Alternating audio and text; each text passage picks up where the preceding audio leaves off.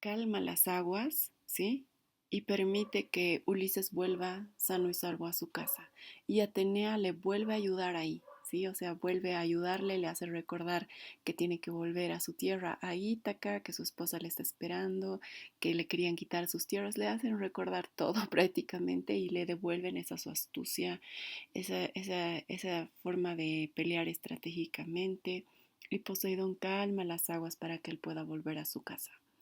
Entonces, ahí se demuestra también esta naturaleza un poco más sabia de Poseidón, ¿sí? Aunque en todas las historias se lo muestra así como colérico, hay que darnos cuenta que también hay una sabiduría que nosotros adquirimos cuando estamos atravesando esas aguas profundas de Poseidón, que es el mantenernos calmos internamente. O sea, y bueno, de la historia de Ulises también podemos aprender que hay algo más grande que nosotros, ¿sí? Nosotros lo entendemos como Dios, como una fuente de energía que a veces que si le pedimos protección está ahí para protegernos, ¿sí?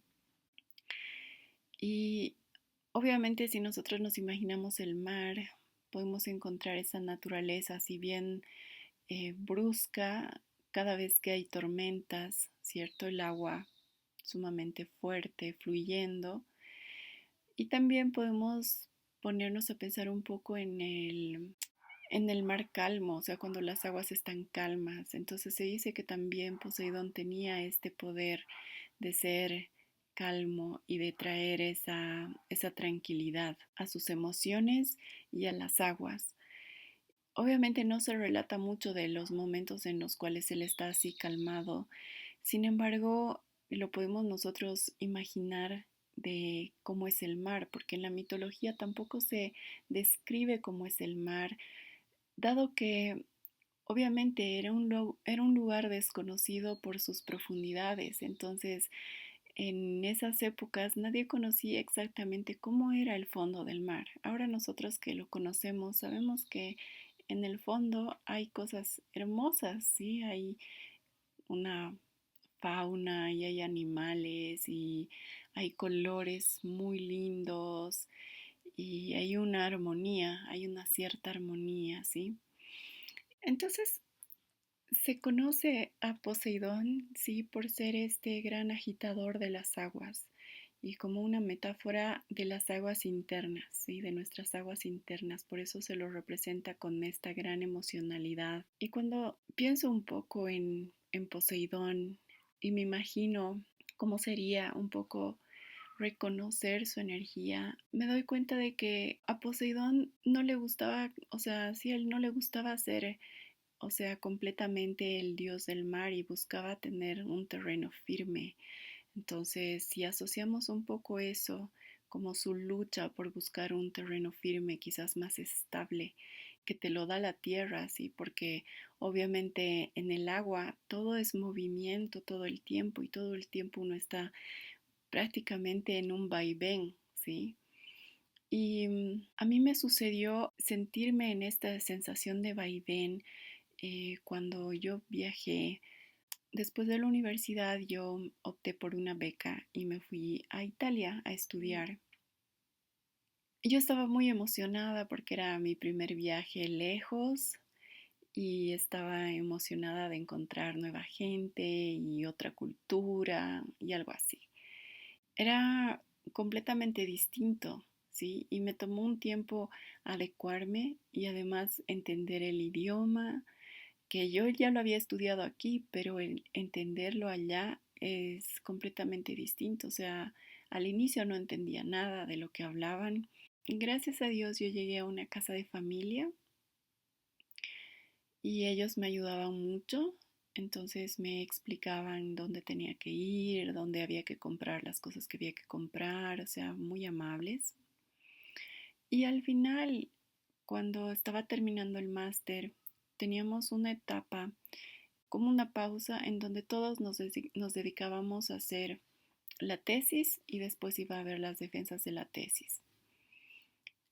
Y era más largo porque había que hacer primero la pasantía, que todos tenían que hacer una tesis sobre la pasantía que habían hecho, defendíamos la tesis y listo, con eso se terminaba el máster. Y yo en ese entonces tenía un novio y me quería quedar allá en Italia. Pero me puse a pensar en lo que necesitaba para quedarme en Italia cuando estaba terminando de estudiar, más o menos.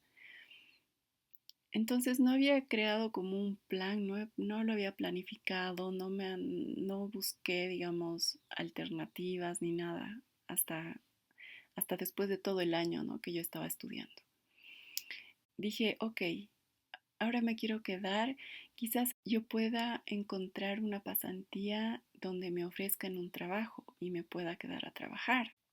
Entonces recuerdo que por todas partes yo trataba de buscar una alternativa y no se podía. O sea, todos tenían ahí la idea de que no, Daniela, tú viniste a hacer una pasantía de tal tiempo a tal tiempo y eso es. Y yo así, ¡ay! Ok, ni modo. Entonces la pasantía no era como una opción para conseguir trabajo. Y durante los 6 meses que yo tenía que hacer mi tesis, me puse a buscar trabajos, o sea, me puse ahí a buscar maneras de poder quedarme.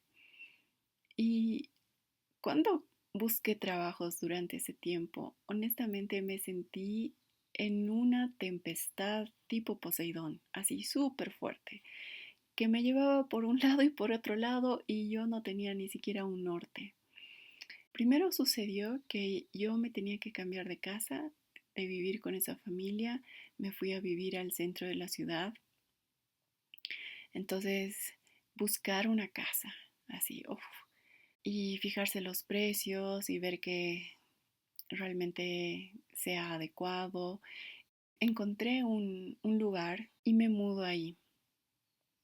Entonces yo mientras que pensaba, ¿no? Y ahora cómo voy a hacer mi tesis y revisaba mis libros, a la par buscaba trabajos. He estado en distintos trabajos. El primer trabajo que encontré fue de niñera. Estuve cuidando unos niños muy lindos, así una familia bien interesante. Después de ser niñera, encontré trabajo cuidando una viejita. Después me tuve que mudar de esa casa porque ya no podía pagar el alquiler, era muy alto. Entonces tuve que buscar otro lugar que era un poquito más, no era tan lejos del centro, pero un poquito más, era un edificio bien bonito. Y otra vez me sentía que yo, esa mi estabilidad de estar en una casa la había perdido otra vez. Como que se siente bien raro volver a convivir con personas diferentes, ¿no? Entonces, como yo necesitaba pagar menos, la persona que me iba a alquilar el cuarto me dijo, bueno, sabes, si quieres, no te alquilo el cuarto y puedes aquí compartir el cuarto con otras personas. Y me tocó compartir cuarto con personas de otras nacionalidades. Vivía con una señora etíope. Yo jamás en mi vida me había puesto a pensar que podía convivir con alguien con una cultura tan distinta. O sea, era muy diferente. Desde su forma de comer, de ser ella misma, ¿no? Entonces me invitaba a unos platos extrañísimos, llenos de picante y el café con especies y yo ahí probaba, ¡ay, qué interesante! Cosas así. Y después de eso encontré trabajo como profesora de español y como traductora. Entonces traducía cosas que me pedían o era intérprete, digamos, en directo. Y iba a las casas, o sea, era a domicilio, entonces me movía un montón, así como que de aquí para allá, de allá para acá. Y yo me sentía como en estas olas, ¿no? Así del vaivén. Y me mandaban a un lado, a otro lado, y yo todo el tiempo iba y enseñaba a niños, traducía a mayores, o sea, me relacionaba con todo tipo de personas y, y fue un trabajo bien, o sea, bien dinámico, ¿no? La primera vez ahí que enseñaba, pero como era la primera vez que yo había enseñado, nunca en mi vida había enseñado antes, ni siquiera había previsto hacerme como un esquema de qué podía enseñar. Y muchas veces yo, por ejemplo, tenía que reemplazar a alguna profesora o profesor y me daban, ¿no? Aquí está el esquema, esto hemos avanzado y te tocaría hacer esto. Y entonces yo veía los esquemas y decía, pucha, así se planifican las clases. O sea, no tenía como una estrategia de, ni siquiera de enseñanza. Obviamente, como que mi materia era mi lenguaje, ¿no? Entonces yo sé más español, entonces lo puedo enseñar mejor, claro, porque sé hacer eso. Entonces sí podía enseñarlo y lo enseñaba. Después encontré un trabajo en una pastelería. Era un trabajo de noche. Entonces yo llegaba, o sea, para el turno de la noche como a las 6 o 7 de la noche más o menos y me quedaba hasta las 11. Y al volver a mi casa ya se hacían las 12, ¿no? Medianoche. Y mi rutina era pues así bien ajetreada, o sea, me levantaba en la mañanita a 6 de la mañana, iba a cuidar a la viejita y después tenía las clases de español donde me movía por toda la ciudad, iba, tomaba todo lo que era transporte público y después en la noche iba a atender esta pastelería que me relacionaba ahí con muchos turistas. O sea, era una cosa así sumamente loca y yo no sabía cuál era mi norte, como cuando te encuentras así en una gran tempestad, una gran tormenta y el norte del barco se mueve, así, porque yo no sabía si estaba buscando un trabajo para ganar dinero y poder pagarme mi alquiler y poder llegar, digamos, hasta el momento de la defensa de mi tesis. Me confundía porque a la par, digamos, si yo me quería quedar tendría que haber buscado un trabajo que sea con contrato, sí tendrían que haberme contratado para que yo pueda hacer mis papeles y quedarme más tiempo. Estaba confundida porque no sabía qué pasaba con el novio. También estaba confundida porque decía, y ahora, ¿y si no me quedo y me tengo que volver después de defender la tesis? ¿Cómo voy a ahorrar? Porque lo que yo ganaba era prácticamente para vivir.